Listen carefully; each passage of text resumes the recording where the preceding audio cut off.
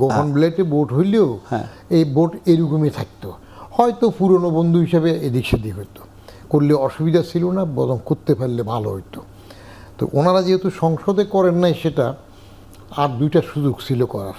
একটা হইল কে একজন মামলা করছে এটার বিরুদ্ধে, যিনি সবসময় মামলা করে এরকম যে আইনজ্ঞ আছেন না, করেছেন। ওই সময় যদি সাহসী কোনো যারা ছিলেন বিচারপতি, সাহসী যদি বিচারপতি থাকতেন, বলে দিত যে হ্যাঁ সিক্রেটই হবে, তাহলে হয়তো ডেট পিছাইতো, অসুবিধা হইতো না, সরকারেরও ক্ষতি হইতো না, বাজারদেরও ক্ষতি হইতো না, হতে পারতো। আরেকটা হতে পারতো কি, তারা চাইলে ভোটের আগ পর্যন্ত সংসদ অধিবেশনে ছিল না, প্রেসিডেন্টকে দিয়ে অর্ডিন্যান্স করে সিক্রেট ভোটে করে ফেলতে পারতো। ওই যে শেষ থাকে না, করার ইচ্ছা ছিল। তো দৌড় দিতে হয় কি না, বদরুদ্দোজা চৌধুরীর স্ট্যান্ড নিয়ে যে নিরপেক্ষ থাকার কয়ে উনি কোনো কবরে যাইতে চাইবেন কি না, যে গেলে 2 কবরেই যাবেন জিয়ারতের জন্য, 1 কবরে যাবেন না, আর এখন একটা ডাবল কবর আছে সেখানে যাবেন, সেগুলাতে যদি মতবিরোধ হয়, তাহলে বাজারদের পুরানো ঐতিহ্য অনুযায়ী রেল লাইনের দূর না হইলে মির্জা ফখরুলের দূর খেতে পারে, রাখবে না। তো সেই জন্য তবে আমরা বুঝি যে মির্জা ফখরুল ভদ্রজন, ব্যালেন্সড মানুষ, তিনি নিশ্চয়ই এরকম অবস্থায় পড়বেন না, বাট ইতিহাস এবং অতীতটা এরকম আছে। এখন তারেক সাহেব, তিনি ক্ষমতার প্রতীক, তার মন মানসিকতার উপর নির্ভর করবে তিনি কতটুকু ব্যালেন্স করবেন। আচ্ছা, পরিষ্কারভাবে তিনি যদি নিজেকে নিরাপদ না ভাবেন, ক্ষমতাতে যদি প্রেসিডেন্টকে ভারসাম্য করতে গিয়ে আরও কিছু দিয়ে নিজেকে নিরাপদ না ভাবেন, তাইলে করবেন না। পরিষ্কার, ক্ষমতা এমন একটা জিনিস, ওই চেয়ারে যাওয়ার পরে আগে যে বললো 31 দফার 4 দফা, এগুলো কোনো ব্যাপার না। 31 দফা আগের কথা, ভোটের আগের কথা। ভোটে জয়ী হওয়ার পরে 31 দফা থাকবে কিনা সেটা পরের কথা। কারণ যুক্তফ্রন্টে যখন ইলেকশন হয়, তখন হক বাসানে জোটের কথা খুব প্রচলন ছিল না, হক বাসানে। তো সেই সময়ে শেরে বাংলা একে ফজলুল হক, বাংলার জনদরদী নেতা, তখন 21 দফা ছিল না হক বাসানির, 21 দফা। ক্ষমতায় আসার পরে এক জনসভায় বলতেছেন যে ভোটের আগে তো 21 দফার কথা বলছিলাম, কিন্তু এখন চেয়ারে বসে দেখছি যে না, 21 দফা পারা যাবে না। আপনারা শীতল পিঠা দেখছেন না, চিতল পিঠা উপরে কি সুন্দর ফকফকা সুন্দর থাকে, কিন্তু তলায় ফাতিলের সাথে লেগে থাকে, যে ওইটা কিরকম কালো হয়, দাগ হয়। তা আগে তো বলছিলাম ফকফকা দিকটা দেখছি, চেয়ারে বসে দেখলাম যে না, এত কিছু পারা যাবে না। তো এখন ভোটে চলে আসার পরে 31 দফার মধ্যে কয়টা হু হবে, কারণ এই ভোটের আগে গণভোট নিয়ে, জুলাই সনদ নিয়ে ভোটের জন্য কথাবার্তা হয়েছে না, যে গণভোট দেবেন, এটা পক্ষে থাকবেন। ক্ষমতায় আসার পরে কি হইল, তখন এবার অনেক ফেজ বাইরে হইতেছে, এটা কনস্টিটিউশনে নাই, কনস্টিটিউশনে এই দশা হইল, ওইটা না বললে ইউনুস আরও থেকে যেত। হ্যাঁ, এগুলো সময় ঘটে, এগুলোর জন্য অস্থির হইতে নাই। রাজনীতি গুপ্তস্থান থেকেই বক্তব্য দিতেন, বার্তা দিতেন, খেয়াল নাই? হ্যাঁ, সেই যে ডাকছে যে ইলেকশন প্রত্যাহার করে, এটা তো আর সে হরতাল বা ওটা তো উদ্র করেন নাই, ওটা এভাবে রয়ে গেছে। তখন রিজভী সাহেব বার্তা দিতেন কোথার থেকে, গুপ্তস্থান, কোথার থেকে সেটা হইতো না। সালুদ্দিন সাহেব কোথার থেকে দিতেন, গুপ্তস্থান। এগুলা রাজনীতিতে কৌশলের অংশ হিসাবে সময় যে যেমন পারে দেখে। আর জামাতের কথা যেটা বললেন, মানে স্যার গুপ্ত সুপ্ত রাজনীতির কৌশল। আর জামাতে যেটা বললেন, জামাত তো সুযোগ পেলে এই যে বাজারদের সাথে কোলাগুলি করতেছে না, তারা সই হয়ে ঢুকবে, ফাল হয়ে বেরোবে, এবং পারলে বাজারটাকেই গিলে খাবে, এটা খেয়াল রাখেন। চালে ভুল হইলে তারা কিন্তু এভাবেই ঢুকে, এভাবেই উঠে। যখন যতটুকু দরকার ছিল, 1 ফোঁটা রহমতের জন্য জিজ্ঞা 10 হাত বের করে থাকতো। এক সময় 2 জন মন্ত্রীও তাদের দিয়েছে, আবার এখন সুযোগ পেয়েছে বড় শক্তিকে, বাজার যে ভুলটা করেছে আলীকে নিষেধ করে 133 উদ্দেশ্যের মধ্যে ইউনুস কার্যক্রম নিষিদ্ধ করছে। আর ওটা তো বিএনপি নিষিদ্ধ করে নাই, মানে বিএনপিকে কে দায় দিব আমরা? কেন বিএনপি রেটিফাই করার সময় সেটা মানলো কেন, রেটিফাই করলো কেন? আচ্ছা। দাঁড় দেবো না, কারণ বারবার সবসময় বলে আসছে না যে রাজনৈতিক দল আমরা নিষিদ্ধ করব না, নিষিদ্ধ করব না। এটা তো BNP রাজনৈতিক দল নিষিদ্ধ করতে নাই, তাকে ভোটে উইড আউট করতে হয়। এই 12ই ফেব্রুয়ারি ইলেকশনে যদি আলীকে অ্যালাউ করা হতো, আওয়ামী লীগ যদি আসতো, তাহলে তারা আরেকবার মুসলিম লীগ হওয়ার একটা সুযোগেও পড়ে যেত এবারও। জি স্যার, বিরোধী তো হলো 81 সালে। আওয়ামী লীগ তো ছিল না। যারা বলে আওয়ামী লীগ 65 বছরের, 75 বছরের, 100 বছরের দল, আমি জানি না কেন তারা এটা বলে, এবং অনেক বুদ্ধিজীবীরা বলেন, অনেক মানে গণ্যমান, মানে কি বলবো, অনেক সমাজের শ্রদ্ধেয় মানুষরা এই কথাগুলো বলেন, এবং তারা বিচারপতি, তারা ব্যারিস্টার, তারা আইনজীবী, তারা অর্থনীতিবিদ, তারা দ্বিমতটা কোথায় তাদের সঙ্গে আপনার? মজার বিষয় হচ্ছে জি। আওয়ামী লীগ তো, শেখ মুজিবুর রহমান সাহেব তো আওয়ামী লীগ বন্ধ করে দিলেন। শহীদ প্রেসিডেন্ট জিয়াউর রহমান যখন দায়িত্বে রাষ্ট্র পরিচালনার, তখন শেখ হাসিনা ওয়াজেদ রাজীব গান্ধীর বাড়িতে 6 বছর ছিলেন। সেখান থেকে এসে আওয়ামী লীগ পুনর্নিবন্ধিত হলো, তাই নয় কি? আওয়ামী লীগের ইতিহাস তো অনেক রূঢ়, এটা অন্য বিষয়। সেটা শামসুল হক থেকে শুরু করে মানে অন্য একটা ইতিহাস, আবার সেটা যে কেউ ইজ্জত নিয়ে আওয়ামী লীগ থেকে যেতে পারে না, সেই ইতিহাস অন্য। কিন্তু এটা আওয়ামী লীগের মধ্যে আছে, বিএনপির মধ্যে তো ছিল না। কিন্তু এই যে আপনি বলছেন যে নির্বাচনের মাধ্যমে আউট হতো, নির্বাচন আয়োজন তো বিএনপি করেনি, বিএনপি একটা অংশীজন ছিল। আরো যতগুলো রাজনৈতিক দল অংশগ্রহণ করেছে, বিএনপি ওয়ান অফ দেম। সেখানে বিএনপিকে পুরো দায়টা দেওয়ার কোনো মানে নেই। দ্বিতীয় কথা হচ্ছে যে আপনার এর আগের ইয়েতে প্রাথমিক বক্তব্যের সময় একটা কথা তুলেছিলেন যে জামাত ভিতরে একরকম, বাইরে একরকম। ঠিক, ভাই এইটাই তো জামাতের বৈশিষ্ট্য, এই কথাটাই তো। কথার সাথে দ্বিমত করার অবকাশ থাকবে না, কারণ উনি রাজনীতি করেন। আচ্ছা, রাজনীতিবিদদের দুই দিকে কাটে, তারা যাইতেও শাখের- কাটে, আসতেও কাটে, শাখের এরকম করা। শাখের করা, রাইট। হ্যাঁ, সুবিধা মতো ভাবে এটা কথাবার্তা বলে। উনি বাকশাল, বঙ্গবন্ধু বাকশাল করে আওয়ামী লীগকে বাদ দিয়ে দিয়েছেন, ভেরি গুড। কিন্তু ওই বাকশালে প্রেসিডেন্ট জিয়াও যোগদান করেছেন লাইন ধরে। বাকশাল যখন গঠন হয়, প্রেসিডেন্ট জিয়া বাকশালে যোগদান করেছিলেন। আচ্ছা, এবার রাজনীতিতে আসার পরে উনি বহুদলীয় গণতন্ত্র করেছেন, এটা তার ক্রেডিট, এবং উনি ওই বহুদলীয় গণতন্ত্র করার সুযোগ দেওয়াতে, এখানে আমি একটু স্যারকে ইন্টারাপ্ট ওটা করব। সুযোগ দেওয়াতেই জিয়াউর রহমান কেন, কোন সরকারি পদস্থ কর্মকর্তা তখন করেনি? দুইজন করে নাই, রাজনীতিদের মধ্যে দুইজন বাকশালে জয়েন করে নাই। জয়রাম সম্ভবত বাকশালের প্রধান প্রশাসক ছিলেন, এমন হ্যাঁ, বাকশালের উনি কি দায়িত্ব পালন করতেন তখন? আচ্ছা। তো এখন বাকশাল যখন গেল, তারপরে কিন্তু উদার রাজনীতিতে আওয়ামী লীগও সুযোগ পেল। আচ্ছা, কারণ উদার রাজনীতি যদি প্রেসিডেন্ট জিয়া না করতেন, তাহলে তো বাকশাল হইয়া তারা আবার আওয়ামী লীগ হইতে পারত না। এটাই তো শুধু ডেমোক্রেসির রাজ্জাক সৌন্দর্য। জি। মহিউদ্দিন ওই দুইজন বাকশাল ধরে রাখছিল অনেক দিন পর্যন্ত। অনেক দিন, যে তারা অনেক দিন বাকশালের ঐতিহ্য ধরে রাখছিল। 90-96 আচ্ছা, পর্যন্ত। তারপরে যেটা বললেন যে ইসলাম নিয়ে, যেটা জামাত ইসলাম নিয়ে বলা হয়, দুটো জিনিস নামের মধ্যে থাকে। একটা হইল সুশাসন। আচ্ছা, আমাদের ডক্টর বদিউল আলম মজুমদারের যে সংগঠন সুশাসনের সুজন, জন্য হ্যাঁ, নাগরিক, হ্যাঁ, জি, সুজন। সুজন, ওইখানে সুশাসনটা ওনার নামের মধ্যে আছে।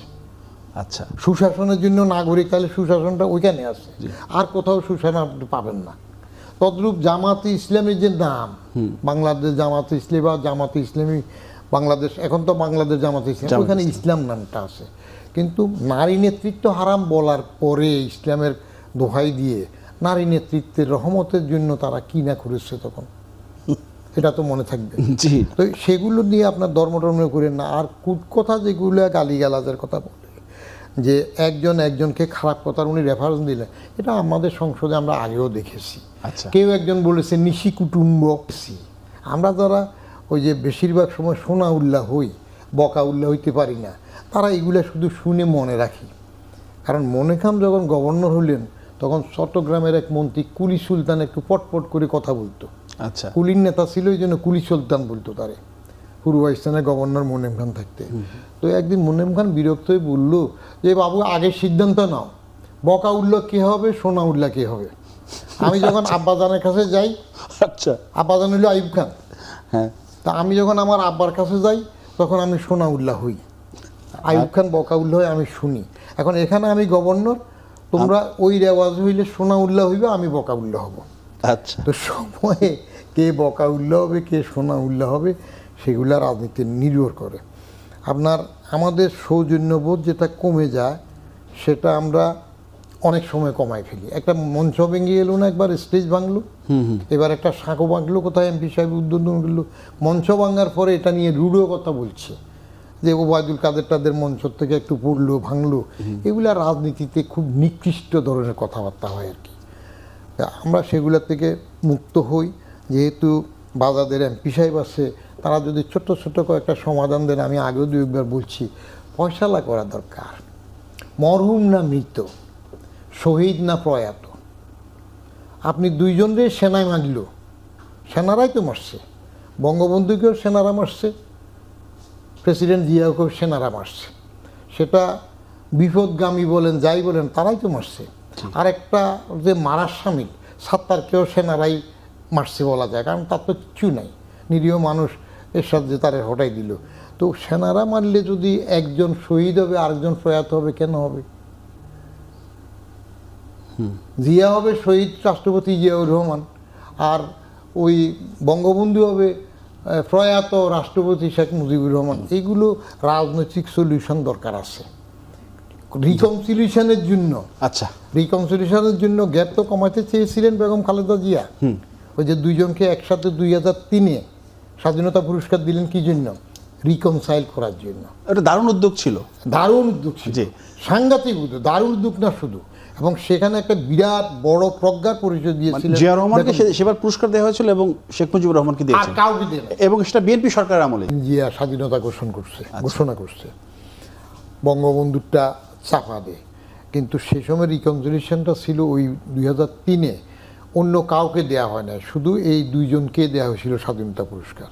তো সেই সময় বেগম জিয়ার আরেকটা প্রজ্ঞার কাজ ছিল, বঙ্গবন্ধুকে যে একটা কারামুক্তির পরে জনসভায় বঙ্গবন্ধু উপাধিতে ভূষিত করা হয়েছিল, এই কথাটা বঙ্গবন্ধুর সাইটেশনের মধ্যে, শ্রদ্ধাঞ্জলির মধ্যে বাজাদের লোকজন রাখতে চায় নাই।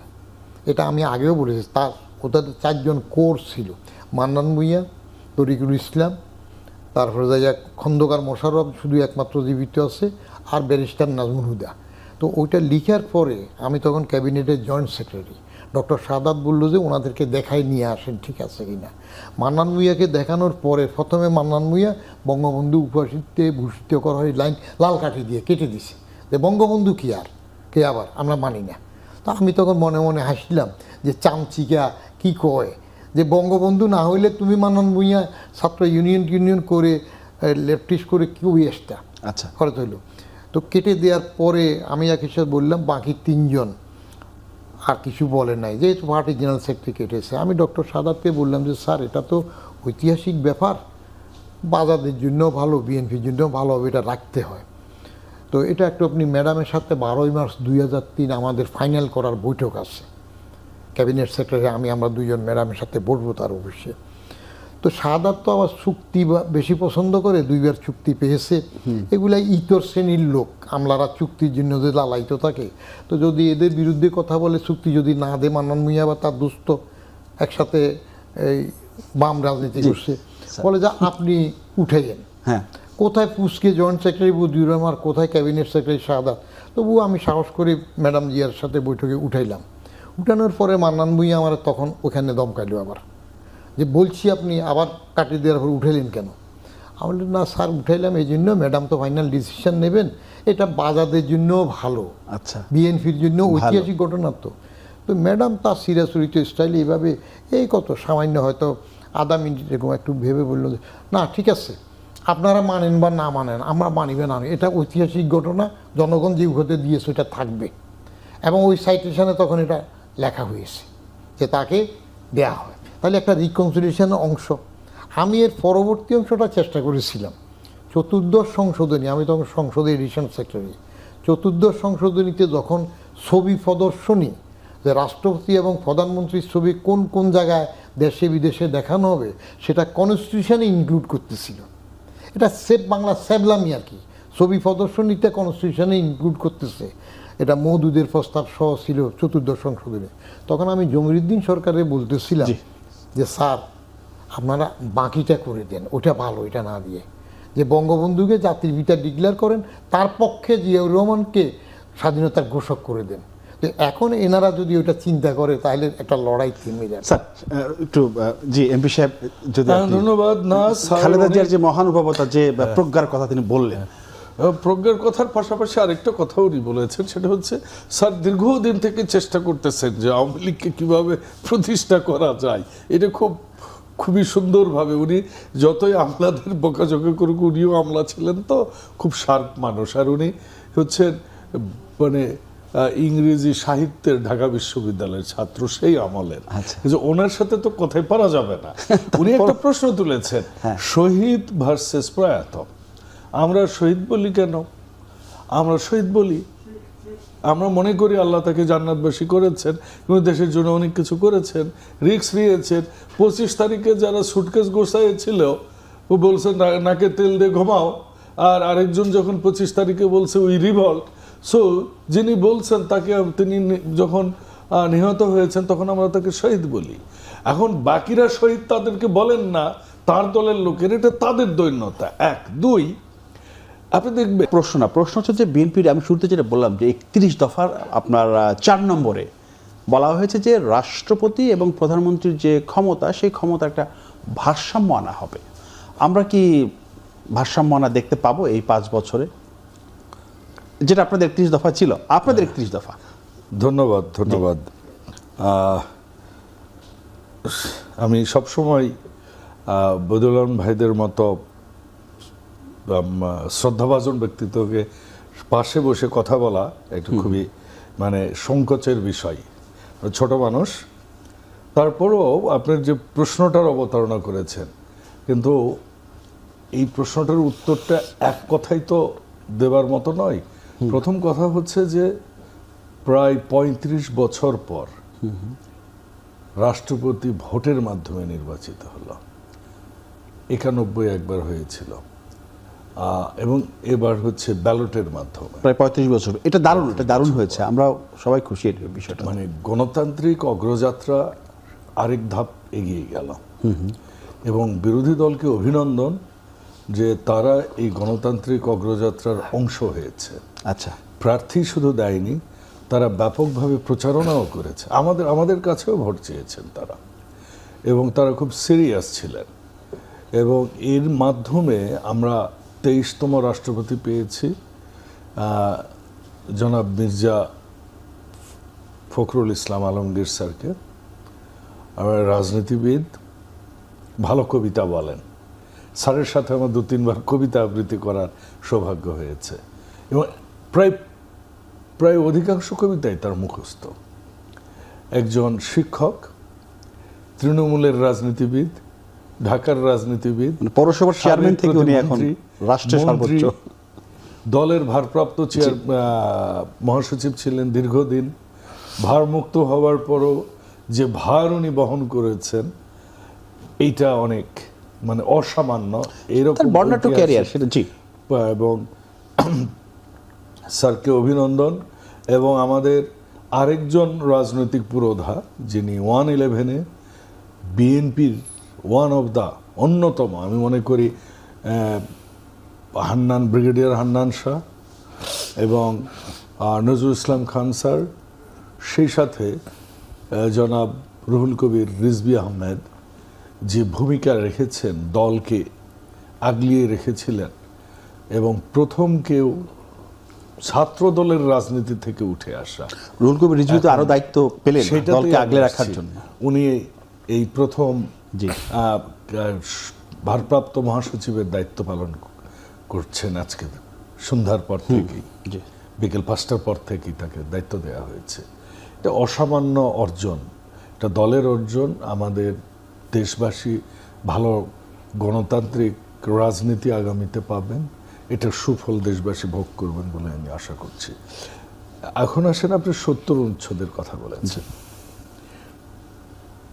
আমি আশা করি নেক্সট অধিবেশনেই হয়তো 70 অনুচ্ছেদ উঠে যাবে, কারণ আমরা সংবিধান সংশোধনের জন্য যে কমিটি, সেখানে এটা আলোচিত হবে এবং তারপর মন্ত্রিপরিষদে পাশ হবে, এরপর সংসদে উত্থাপন হলে এটা হয়ে যাবে। কিন্তু একটু ইন্টারাপ্ট করি, ধরেন আপনি বললেন আগামী অধিবেশনে এটা আপনারা কেন আগে করলেন না, কেন আগে করলে তো বিরোধী দলের যে আগে তো আমার রাষ্ট্রপতি আছেন, এক। দুই, আগের যে সিচুয়েশন, আমরা 17 ফেব্রুয়ারিতে আমরা শপথ নিলাম, একদিন পর থেকে রমজান। কতদিন চলে রমজান? 30 দিন। 30 দিন। এরপরে আমরা 133টা অধ্যাদেশ নিয়ে সংসদে আইন পাশ করার চেষ্টা করেছি, 8-10টা ছাড়া বাকি সবগুলো করেছি। আপনার মনে আছে শুক্রবার শনিবারেও আমরা অধিবেশন করেছি, বসেছে। হ্যাঁ, তারপরে কি হলো, আমরা বাজেট অধিবেশন করলাম। কয় মাস গেল? 5 মাস চলে গেল না? তো আপনি তো সময় দিবেন। তাছাড়াও এটা তখনই হয়তো বা বাজেট অধিবেশনের মধ্যেও এটা করা যেত। আমরা বিরোধী দলের কাছে সংবিধান সংশোধন করবার জন্য যে কমিটি গঠন হবে সেটার নাম চেয়েছিলাম, ওনারা তখন দেন নাই। This is the fact, number 1। Number 2 হচ্ছে যে আপনি যেটা 31 দফার 4 নম্বরের কথা বলেছেন, হ্যাঁ, মানে ক্ষমতার ব্যালেন্সটা, রাষ্ট্রপতির যে ক্ষমতা এবং প্রধানমন্ত্রীর যে ক্ষমতা, পার্থক্য, অনেক পার্থক্য। সেই জায়গাটা আপনারা কাজ করবেন বলে আপনারা এটা আমরা যেটা 31 দফায় যেটা বলেছি, 31 দফা আমরা পালন করব। তো কে বলছে করব না? তো সেটার জন্য তো আবার সংবিধান সংশোধনটা করতে হবে। আমি আপনাকে একটা পাল্টা প্রশ্ন করছি, বেগম খালেদা জিয়া কিংবা শহীদ প্রেসিডেন্ট জিয়াউর রহমান কিংবা বিএনপি কোনো প্রতিশ্রুতি জনগণকে দেয় কিন্তু পালন করে না, এমন একটা আছে নাকি আপনার কাছে? দেখি, আমি মনে করব, মনে করার চেষ্টা করব। এত সার্জারি করবার চেষ্টা করা তো ঠিক নয়। আচ্ছা, খুব বড় জোর হলে একটু আপনি নাপা খাওয়াতে পারেন, দেখতে পারেন যে সার্জারি ছাড়া হয় কেন। মিডিয়ায় সে, হ্যাঁ, বিএনপি তো সব সময় মিডিয়ার আঁচড় খেয়েই বড় হয়েছে, অথচ বিএনপি এমন একটা দল যে দলটা মুক্ত গণমাধ্যম, মুক্ত স্বাধীনতা এবং মুক্ত বুদ্ধির চর্চাকে সবসময় স্বাগত জানাই না। এটা আমাদের দলের ভিত্তি। আমাদের এই মাননীয় প্রধানমন্ত্রী জনাব তারেক রহমানকে নিয়ে আপনার মনে আছে 2004, 5, 6, 7 যেসব কার্টুন আঁকা হয়েছে, আপনার মনে আছে? শিশির ভট্টাচার্য, শিশির প্রথম আলোতে উনি কাজ করতেন, প্রথম আলোতে কাজ করতেন। মাননীয় প্রধানমন্ত্রী কোনোদিনও এটা নিয়ে কিন্তু রুষ্ট হননি। আমাদের রাজনীতিটাই এরকম, বিএনপি এভাবেই চলে। এমন তো ধারণা নয় যে আমি একটা আসন থেকে বিএনপি নির্বাচিত হয়েছে, আমার বিএনপির অন্য লোকেরা আমার বিরুদ্ধে নয়, এমনটা না। অন্য রাজনৈতিক দল আমার বিরুদ্ধে নেয়, এমনটা নয়। আছে তো, আমার দুয়ারের সামনে লোকই নেই। আই এম সরি, মহানবী সাল্লাল্লাহু আলাইহি ওয়াসাল্লামের কাছ থেকে ইসলামের দাওয়াত কবুল করেনি তার আপন আত্মীয়, তাই না? আমরা এটুকু বুঝি এবং আমার মনে হয় যে বিএনপি সেই ধারার রাজনীতি প্রতিষ্ঠা করবে। আমরা যে ভাঙচুরের মধ্যে এই দায়িত্ব নিয়েছি, আমরা যে অর্থনৈতিক অবস্থায় আমাদের হাতে আমরা জনগণ দায়িত্ব অর্পণ করেছে, যে নৈতিক অবক্ষয়ের সমাজটা আমরা পেয়েছি, যে সাংস্কৃতিক বিপর্যয় ঘটেছে বাংলাদেশের বিগত 17 বছরে, স্বাস্থ্য শিক্ষার ক্ষেত্রে যে নৈরাজ্য হয়েছে, সেটা এখনো আমরা বহন করছি। কাজেই একটু সময় দেন, ইনশাল্লাহ। কতদিন? আমরা সবকিছু এই দেখুন, বিএনপিতে কিন্তু 1 বছর, 2 বছর, সরি বাহুলের সময় চাচ্ছেন, সেটা কি 1 বছর না 2 বছর?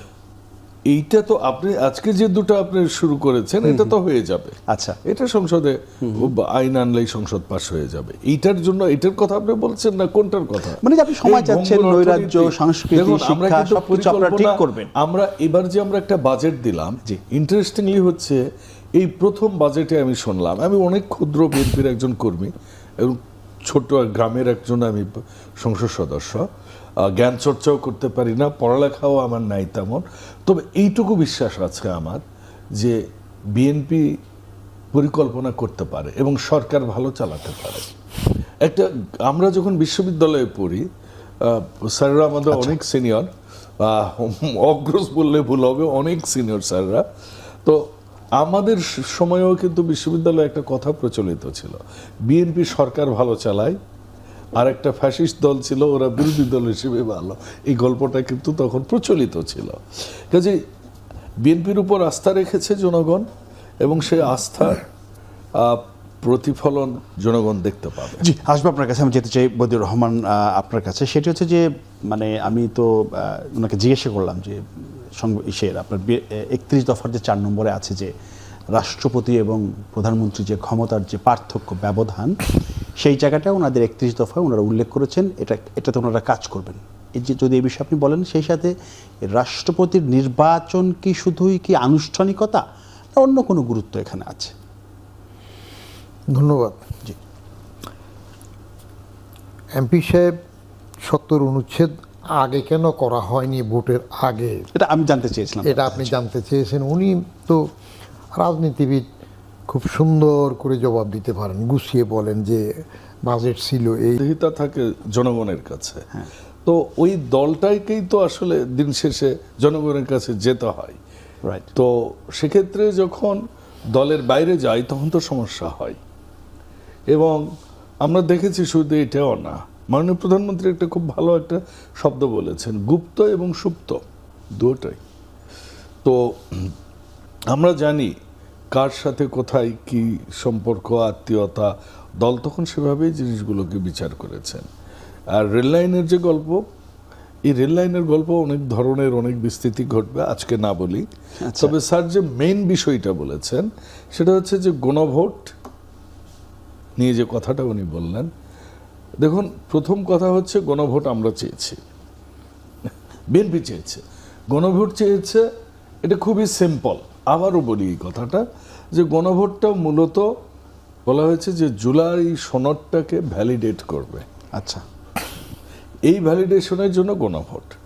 কিন্তু রাতের আধারে সেই নাপা পার্টি, উনি যেহেতু বাজাত বললেন তো আমি নাপা বলি, কারণ উনি যখন বাজাত বলতেন আগে আমি অনেক ভাবতাম যে স্যার আসলে বাজাত বলতে কি বোঝাচ্ছে। এই প্রশ্ন আমারও ছিল, স্যার আলী বাজাত এরকম বলতেন, তো পরে আমি স্যারের কাছে জেনে নিয়েছি যে এগুলো আসলে পরে আমি বাংলায় বলেছি। জি জি জি, না ঠিক আছে।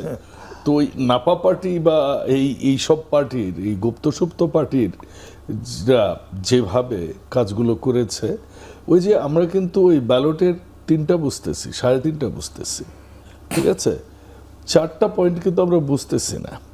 এবং আমরা যে বুঝতেছি না এটা কিন্তু বিরোধী দল এখন বুঝছে যে কেন আমরা বুঝতেছিলাম না, এবং সে কারণেই তারা কিন্তু রাষ্ট্রপতির নির্বাচনে অংশগ্রহণ করেছে, করেই তারা বুঝিয়ে দিল যে না, সংবিধান যেটা আছে এই মতোই করতে হবে, এবং এইটাই ন্যায্য, এটাই আইনগত, এইটাই দেশ ঠিক থাকবে। তারা কিন্তু এটা প্রমাণ করে দিয়েছে। এই জন্য আমি অবশ্যই তাদের এবং তাদের অভিনন্দন জানাই। সেই সাথে তারা এটাও প্রমাণ করলেন যে তারা যে আলাদাভাবে শপথটা নিয়েছিলেন এটা ভুল ছিল, এইটা ভুল ছিল। কাজেই কথার পিঠে কথা আসে, কথার পরেও কথা থাকে। রাজনীতিতে একটা কথা আছে যে প্রকাশ্য আলোচনা একটা হয়, কিচেন ক্যাবিনেটে আরেকটা হয়, সেটা সব জায়গায় হয়। খুব ঘনিষ্ঠদেরকে নিয়ে আবার একটা হয়, ওটাও হয়, সেখানে আরেকটা সিদ্ধান্ত হয়। এত সরলীকরণ তো কিছু নাই যে যেটা চাইবে ওটাকে ডানে ফেলাবো। আমরা ওই যে ঐকিক অঙ্ক করতে যেয়ে বলতাম যেটা চাইবে ওটাকে ডানে ফেলাবো। রাজনীতিটা তো এত সরল সমীকরণ নয়। আমি যখন মানে ছোটবেলা ছিলাম তখন ওই স্যারের মতো আমি একটা চিন্তা করতাম যে রাজনীতিবিদরা এটা করছে না কেন, ওটা করছে না কেন, এবং এক পর্যায়ে আমার এক রাজনীতিবিদের সাথে ভালো তর্কে আমি লিপ্ত হই। হওয়ার পর উনি আমাকে বললেন যে you better go to politics then you ask me. এখন তার কথা আমার খুব মনে হয়। উনি একজন বাম রাজনীতি করতেন, মারা গেছেন, উনিও সংসদ সদস্য ছিলেন, উনি ওয়ার্কার্স পার্টির লোক ছিলেন, আমার মামা। তো আমার ওই কথা, ওনার কথা এখন মনে হয় যে রাজনীতিতে যে দেখো কাজে। আমি বিরতি নিই, তার আগে একটা জিনিস বলি, সেটা হচ্ছে যে সংসদে বিরোধী দলের সাথে আপনাদের যেমন সম্পর্ক দেখি, দারুণ সম্পর্ক, হ্যাঁ, কিন্তু সংসদের বাইরে তারা যেভাবে বলে মনে হচ্ছে যে 2-3 দিনের মধ্যে সরকারকে তারা টেনে নামিয়ে ফেলবে। মানে আজকেও দেখলাম, আজকে আপনারা যেভাবে ওনারা আসলেন, যেভাবে করমর্দন করলেন, সেটা তো দারুণ সম্পর্ক মনে হচ্ছে। সংসদের বাইরে প্রশ্ন করি, আপনারা কেন চান যে আমাদের সম্পর্কটা সংসদে ভালো থাকবে না? আমরা ভালোই চাই, কিন্তু ওনাদের সংসদে একরকম দেখি। আপনাদের সবাইকে খুবই কৃতজ্ঞ যে আপনারা সংসদে খুব সৌহার্দ্যপূর্ণ সম্পর্ক সেটা তো আমরা নিয়ে দেখি, চলছেন। কিন্তু সংসদের বাইরে এটা দেখি বলেন। আপনারা অন্য ওইটা নিয়ে আর প্রশ্ন করেন না। দ্বিতীয় কথা আপনার হচ্ছে ওটা যে প্রশ্ন, সংসদে বিরোধী দল তো নাই, আপনি প্রশ্ন উঠাবেন কি? যারা আছে তারা এবং বাজার তো একই দল, অতএব সৌহার্দ্যপূর্ণ আমি ওনাকে সম্পর্ক এটা আপনি পাবেন না উত্তরটা কেন? দিচ্ছি, আমি স্যারকে এই উত্তরটা আচ্ছা, দিচ্ছি। এটা দিয়ে শেষ, আমরা বিরতি এইটার নিচ্ছি। উত্তর দেয়া দরকার, খুবই জরুরি। দেখুন, যাদেরকে বলছেন যে আমাদের সাথের দল, তারা একসময় কিন্তু জওহরলাল নেহরুর সাথে ছিলেন, তারপরে তারা একসময় ছিলেন মোনায়েম খানের সাথে, নাকি কারা কারা ছিল পাকিস্তানে তখন, এদেশের বোধহয় ছিলেন গভর্নর বা এরকম কিছু। মোনায়েম খান মানে পাকিস্তানের সাথে ছিলেন 71-এ, এবং পাশাপাশি আমাদের দলের ইতিহাসটা খুবই অন্যরকম। স্বাধীনতার পর যদি আপনি দেখেন 86-তে তারা শেখ হাসিনার সাথে বা এরশাদকে সহযোগিতা করতে গেছেন। তারপর কি তারপর তো 88-তে আপনাদের তো কি সহযোগিতা করেছে আমরা করেছে। জানি। আপনাদের সাথে তো ছিল। আমি আসছি জি। 90-এ কিন্তু আমরা একসাথে নির্বাচন করিনি, 96-এ কিন্তু তারা আওয়ামী লীগের সাথে গেলেন, 2001 সালে আমরা জোটবদ্ধ হয়ে নির্বাচন করেছি এবং আপনারা এর জিতলেন। বাইরে বিএনপির যেটুকু দায়, শহীদ প্রেসিডেন্ট জিয়াউর রহমান ইসলামিক ভাবধারার রাজনৈতিক দলগুলোকে রাজনীতি করার পথ মুক্ত করে দিয়েছে। আমরা একটা বিরতি নিচ্ছি, তবে আপনি এর যেটাই বাইরে বলেন, আমি মানে কোনো জোটবদ্ধ হয়ে নির্বাচন করা আর আন্দোলনে একসাথে আন্দোলনে নামা পার্থক্য আছে আন্দোলন তো। তারা আমাদের সাথে 14-র পর, আপনি কি মাঠে দেখেছেন? আপনি তো মাঠের না, সাংবাদিক আপনাদের সাথে আন্দোলনে ছিল না, আপনাদের সাথে জোটবদ্ধ কোথাওই নির্বাচন ছিলেন করে না। তারা ক্ষমতায় গিয়েছে, তারা তো আপনারা ক্ষমতায় গুপ্ত গিয়েছেন। হয়ে চলে গেলেন। হ্যাঁ। গুপ্ত হয়ে চলে যাওয়ার পর তো তারা বের হইলেন, খোলস অনেক পরে বের করে আসলেন। তারা তো আবার ভারতের সাথেও গোপনে মিটিং করেন, তারা তো আমেরিকার সাথেও গোপনে, তারা তো এটাও বলেছেন যে আল্লাহ পাকের ফয়সালা হয়ে গেছে, জামাত এবার কিন্তু ক্ষমতায় এই যে তারা আসবে। মিটিং করে দিন শেষে এইরকম- কিন্তু সেটা গোপন থাকে না, সেটা প্রকাশ্যেই চলে আসে। কিন্তু বিএনপির কোনো কিছু গোপনীয় থাকে না। বিএনপির রাজনীতি প্রকাশ্য, বিএনপির ম্যানিফেস্টো প্রকাশ্য, বিএনপি কি করবে না করবে প্রকাশ্য। এইখানে তাদের সাথে আমাদের ম্যাচিং করা, আমার মনে হয় স্যার এটা অন্যায় করেছে। স্যার হয়তো বলবে শুধু 14-র ইলেকশনের সময় জি, না, সে তো নিজেরা ভুল করছে বাজার, তখন তারাও একটু গুপ্ত সুপ্ত ছিল। কারা? এই যে বাজাদের লোকজন, আচ্ছা। রিজভী, সালাউদ্দিন সাহেব